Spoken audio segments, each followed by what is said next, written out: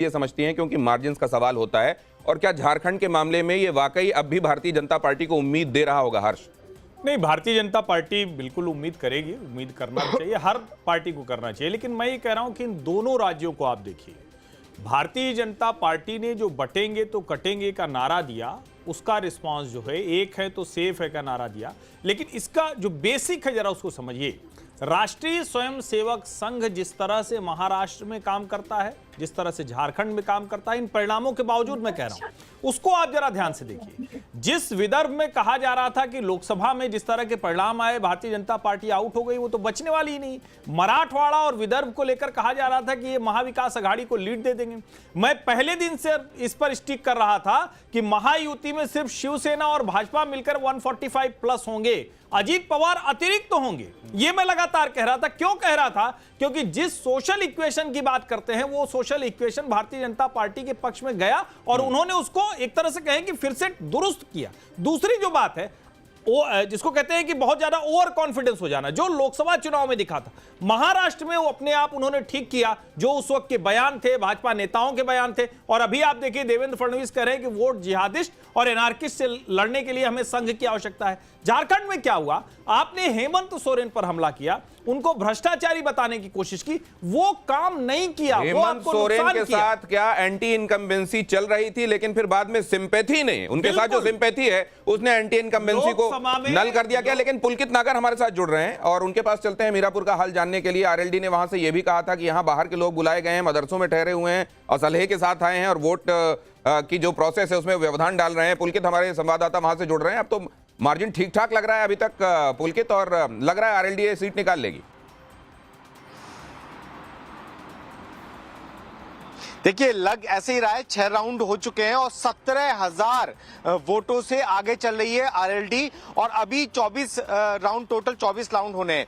और आरएलडी के लिए ये सीट बचानी एक साख की वजह भी है। उसकी वजह यह है कि अगर आरएलडी ये सीट नहीं बचा पाती है, जो उसने 2022 में सपा के साथ मिलकर जीती थी, तो कहीं ना कहीं इस इलाके में अगर मुजफ्फरनगर बेल्ट की बात की जाए तो मैसेज गलत जाएगा आरएलडी के लिहाज से। तो इसीलिए, लेकिन आगे आरएलडी जिस तरीके से चली है तो लग रहा है कि उसके पक्ष में नतीजे आ जाएंगे कुछ घंटे बाद। समाजवादी पार्टी का खेमा जिस तरह का दावा कर रहा था, हालांकि करहल से उनके लिए खबर ठीक है, लेकिन ओवरऑल अगर आप सिनेरियो देखें, खासतौर से लोकसभा चुनाव के नतीजों के बाद का कॉन्फिडेंस और अभी जो चीजें होती हुई दिखाई दे रही हैं। मनीष हमारे संवाददाता जुड़ रहे हैं करहल से ही। मनीष, करहल में जाहिर है करहल के अलावा की चर्चा भी बहुत हो रही होगी, क्या क्या सुन रहे हैं आप?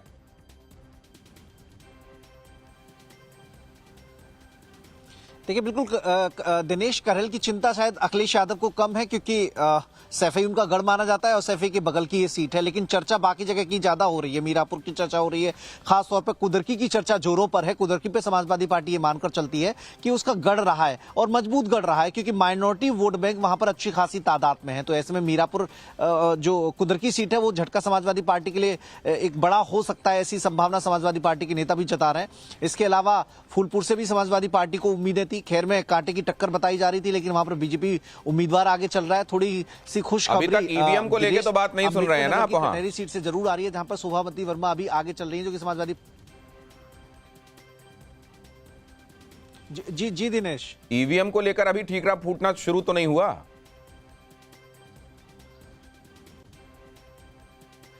देखिए, अभी बहाने तलाशे जाएंगे, अभी बहुत जल्दबाजी है, क्योंकि उम्मीदें अभी बहुत ज्यादा हैं। तो ऐसे में जो रुझान आ रहे हैं, जो अभी तक की जो राउंड की मतगणना हुई है, उसके हिसाब से अभी चीजों को आगे समय के लिए थोड़ा सा होल्ड किया गया है। लेकिन बहाने का राजगोपालन सर भी हमारे साथ जुड़े हुए हैं। सर, प्रशासन पर ये मैंडेट जो है, ये मैं अभी तक जो देख रहा हूं एनालिसिस चर्चा का, भारतीय जनता पार्टी और उनका खेमा झारखंड को भी मैंडेट के तौर पर सहर्ष स्वीकारता हुआ दिखाई दे रहा है, लेकिन दूसरे खेमे में अभी भी ईवीएम कुछ गड़बड़ है, इस तरह की चर्चा सुन रहा हूं। ये हमेशा रोना धोना का बात है। कम से कम मुझे एक चीज भैया, कांग्रेस विचारधारा बदल दिया है, इसीलिए टोक रहे 2024 से 2014 से 2024 तक 10 साल कांग्रेस प्रो मुस्लिम प्रो लेफ्ट पार्टी हो गया। ये लोकेश जिंदल मानेगा नहीं मानेगा पता नहीं है, लेकिन बिल्कुल कांग्रेस का विचारधारा बदलेंगे जमीन पर हकीकत दिखाएगा। लेकिन मुझे आगे बढ़ना है। महाराष्ट्र तो एकदम बीजेपी सेफ, कांग्रेस साफ हो गया उधर। तीसरी बात है, इसका असर दिल्ली इलेक्शन में पड़ेगा, बिहार इलेक्शन में भी पड़ेगा अगले साल 2025 लेकिन में। सर झारखंड देखने के बावजूद आप ये क्यों कह रहे हैं कि कांग्रेस साफ होगा? इससे मुरली जिली है उधर, तो दोनों जगह पर राहुल गांधी नहीं किया है। हर्षवर्धन मुझे समझ में आएगा वो रांची में कांग्रेस एक अहम बैठक करने वाली है। एक अनाउंसमेंट ये कर दूं मैं खबर का, रांची में कल कांग्रेस की अहम बैठक, और उस बैठक में क्या मंथन होगा? जाहिर है ये होगा कि इसमें हम अपना शेयर कितना क्लेम करें, किन किन चीजों को लेकर हम क्लेम करें। जाहिर है अपने पार्टनर से ये बात करने के पहले ये विचार मंथन होगा। यहां आप देख रहे हैं रांची में कांग्रेस की कल अहम बैठक। हमारे साथ राजेश ठाकुर भी जुड़ रहे हैं, अब एक्स स्टेट प्रेसिडेंट हैं। लेकिन गुलाम मीर क्या कह रहे हैं, जिन्होंने कहा था घुसपैठिए तक को सिलेंडर देंगे? मगर जैसे हमने लगातार कहा कि हमारी गठबंधन की सरकार ने बेहतर परफॉर्म करने की कोशिश की, लोगों को रिकॉग्नाइज करने की कोशिश की थी, खासकर महिलाओं को। उसका रिस्पांस पोलिंग में भी दिखाई दिया, और वो रिस्पांस आपको इस वक्त भी तकरीबन दिख रहा है। और लेकिन जो अर्बन सीट्स की अगर बात करें, बोकारो और धनबाद में आगे बढ़ते दिख रहे हैं। आप देखिए ये ट्रेंड आप देख लीजिए, जो ट्रेडिशनल अभी तक बीजेपी के गढ़ माने जाते थे, एक भावना बनी हुई थी कि अर्बन एरियाज में बीजेपी होती है, तो वो आपको आज के रिजल्ट्स में वो ट्रेंड बदलता हुआ दिख रहा है। क्योंकि उन्होंने देखा कंटिन्यू बीजेपी कहां तक। म्यूनिसिपैलिटी में तो प्रधानमंत्री आता है, पंचायत में तो प्रधानमंत्री आता है, तो कुछ अचीवमेंट्स तो उनको नहीं मिले। जो वहां व्यापारी तबका है, छोटे और स्मॉल मीडियम व्यापारी है, वो सबसे ज्यादा कमर तो उनको टूटा है। जो मोदी साहब की पॉलिसीज रही, जीएसटी का रहा, या तो अब जाहिर है यहां से आगे की बात होगी। हालांकि अभी भी इंतजार किया जा रहा है, कहा जा रहा है कि इसको कंसोलिडेटेड मत मानिए, अभी जो रुझान दिखाई दे रहे हैं झारखंड के हिसाब से। लेकिन आप देख रहे हैं सरगर्मियां बढ़ गई हैं। रांची में कल बैठक होने वाली है। बैठक को लेकर जाहिर है सब ये समझना चाहते हैं, प्रीटेक्स्ट तो सब जानते हैं कि सरकार में स्टेक क्लेम किसका कैसे होगा, इसको लेकर चर्चा होगी। लेकिन रंजीता, क्या खबरें मिल रही हैं आपको? क्योंकि इसको लेकर चर्चा शुरू हो गई होगी कि कांग्रेस इस जीत को और इस जीत को विद इन द कैंप अपने स्टेक को लेकर क्या क्या बातें कर रही है?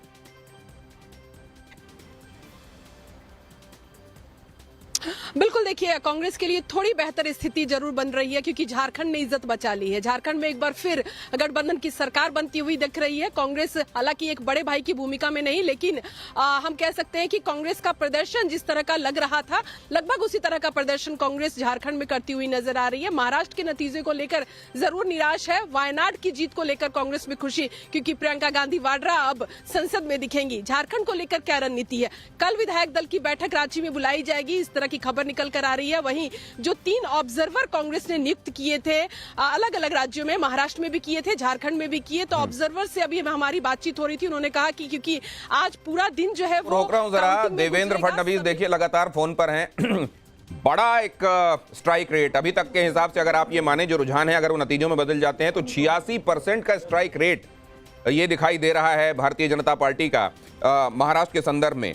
यहां पर 149 सीटों पर लड़ी है कुल भारतीय जनता पार्टी, और 128 पर आगे चल रही है, और 86% का स्ट्राइक रेट। जाहिर है देवेंद्र फडणवीस के पास खुश होने का बड़ा मौका है ये, लेकिन साथ में बहुत सारी चीजें उनको आगे के हिसाब से अब यहां से व्यवस्थित करते भी चलनी है। और यही सरगर्मी आप देख रहे हैं यहां स्क्रीन पर, आपकी स्क्रीन पर ये एकदम ताजे शॉट्स हैं, लाइव आ रहे हैं जो मैं आपको दिखा रहा हूं। और इसमें आप देख रहे हैं देवेंद्र फडणवीस लगातार फोन पर व्यस्त हैं। क्या बात हो रही होगी इसको लेकर बहुत सारे लोग कौतूहल में भी होंगे, और बहुत सारे लोगों को मालूम होगा कि एक्चुअली जो बात चल रही है वो क्या हो रही है। आपको मैं इसकी तर्जुमानी करवाऊंगा, अपने रिपोर्टर से के पास जाऊंगा, अमित को खासतौर से स्टैंड। अगर अमित मेरे साथ जुड़े हुए हैं तो उनके पास मैं जाना चाहूंगा, लेकिन इस बीच शिवानी मेरे साथ जुड़ रही हैं। शिवानी के पास क्या अपडेट है, आइए उनके पास चलते हैं। शिवानी, बिल्कुल सीधी तस्वीरें आपको एकनाथ शिंदे के घर के बाहर दिख रही है। नरेश मस्के नजर आ रहे हैं मिठाइयां खिलाते कार्यकर्ताओं को, और साफ तौर पर ये महत्वपूर्ण तस्वीरें इसलिए भी है क्योंकि भाजपा के लिए ऐतिहासिक पल महाराष्ट्र में है, पहली बार इतनी बड़ी विजय। और एकनाथ शिंदे का स्ट्राइक रेट अगर आप देखेंगे तो लोकसभा में भी ज्यादा था, और फिलहाल विधानसभा के जो आंकड़े सामने आ रहे हैं उसमें भी जो मिठाइयां खिलाने का सिलसिला है ये काफी ज्यादा बड़ा हुआ है। कार्यकर्ता जो है वो झंडे लेकर यहाँ पर मौजूद है, और यहाँ पर आप देख सकते हैं कि पार्टी का झंडा लहराते हुए नजर आ रहे हैं। विजय मंत्र जो है वो लोगों को बांटते हुए नजर आएंगे। नरेश मस्के से मैं एक बार एक सवाल लेना चाहूंगी। नरेश जी, मिठाइयाँ खिला रहे हैं आप कार्यकर्ताओं को मिठाइयाँ खिला रहे हैं, ऐतिहासिक जीत है, स्ट्राइक रेट बेहद ज्यादा है। ये देखो, माननीय मुख्यमंत्री एकनाथ शिंदे साहब, उप मुख्यमंत्री देवेंद्र फडणवीस, अजीत दादा, मंत्रिमंडल के उनके सहकारी, हमारे आमदार लोग और हमारे महायुति के कार्यकर्ता पदाधिकारी, उन्होंने जो काम किया है हमारे सरकार में, जो काम किया है युति के महाराष्ट्र के हर एक स्तर के लिए काम किया है, उसकी ये जीत है। मुख्यमंत्री कौन? ये सवाल पूछिए जल्दी से। हमारा नेता, मेरा नेता एकनाथ शिंदे साहब है, मैं पार्टी का कार्यकर्ता हूँ, मुझे लगता है मेरा नेता मुख्यमंत्री होना चाहिए। फडणवीस जी, चलिए, बहुत पॉलिटिकली करेक्ट स्टेटमेंट उन्होंने दिया है। मुझे लगता है मैं अपने नेता को ही मुख्यमंत्री देखना चाहता हूं। लेकिन राजेश ठाकुर हमारे साथ जुड़ रहे हैं उधर। चलिए झारखंड भी देखते चले हम।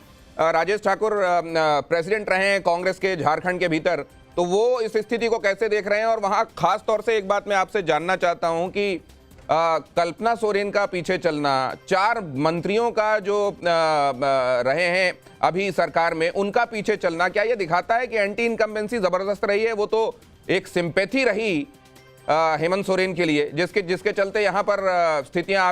महाराष्ट्र की राजनीति से एक बड़ी खबर आ रही है, वो जरा फ्लैश कर दूं आपको, बता दूं जरा। देखिए, जनगण का मन, महाराष्ट्र की राजनीति से यह खबर।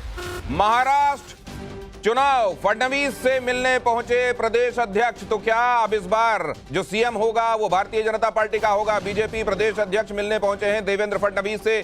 देवेंद्र फडणवीस ने कल नागपुर में एक बैठक भी की थी जिसमें कई बड़े नेता शामिल थे, और उस दौरान भी इस पर मंथन हुआ होगा कि इस बार क्या अपने सीनियर पार्टनर होने का हवाला देते हुए महाराष्ट्र में इस बात को कहा जाएगा कि अब शिंदे साहब अब इधर आने दीजिए कुर्सी। क्या कुर्सी को लेकर वहां कोई खींचतान दिखाई देगी, या पहले से इतनी समझदारी बन चुकी है कि क्या होने वाला है? अगर आप स्ट्राइक रेट के हिसाब से देखें तो एकनाथ शिंदे भी ये कह सकते हैं कि देखिए मेरी सीटें, मैं कितने में लड़ रहा था और कितने में मुझे विजय हासिल हो रही है वो आप देखें। लेकिन फिर भारतीय जनता पार्टी का यहां कहना क्या होगा? वैसी ही सरकार दिखाई देगी जैसे अभी तक हम देखते आए हैं, या इसमें कोई बदलाव दिखाई देगा? आरपी सिंह साहब हमारे साथ जुड़ रहे हैं। आरपी सिंह साहब, महाराष्ट्र में लोकेश जिंदल कह रहे हैं कि तमाम चीजें ऐसी जो भारतीय जनता पार्टी और सहयोगियों के खिलाफ दिखाई देती है, लेकिन जनादेश में वो रिफ्लेक्ट नहीं होती।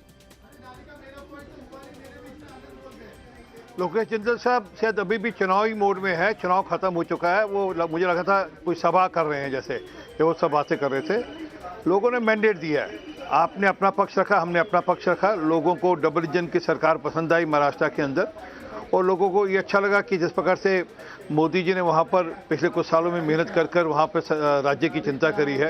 लगभग 10 लाख करोड़ रुपए पिछले 10 सालों में केंद्र की ओर से राज्य को मिला है, और प्लस वहाँ पर जो हमारी सरकार पिछले 2.5 साल की रही उसमें किस प्रकार से भ्रष्टाचार मुक्त